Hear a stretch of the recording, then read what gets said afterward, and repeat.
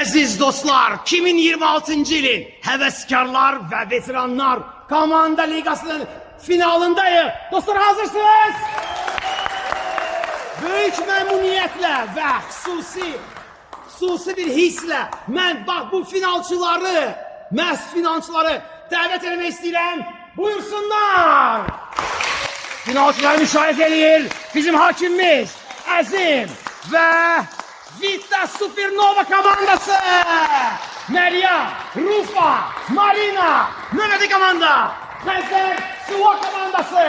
Tatyana, Ali, Zaur və bizim hakimimiz Rahim.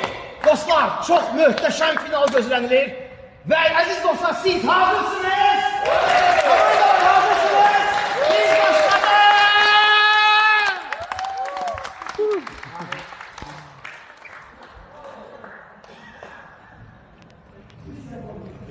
Okay.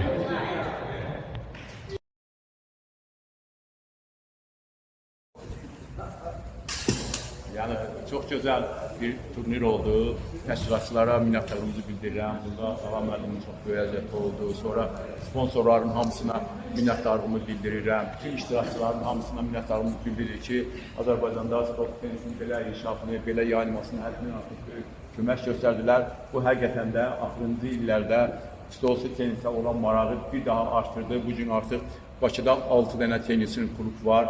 Bunlar hamısı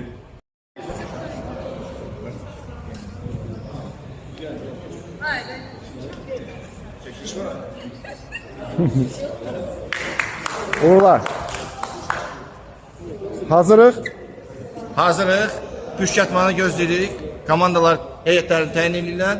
Hal-hazırda və başlayacağıq. Başlayırıq. Çox, 2-3 uğurlar. dəqiqəyə başlayırıq.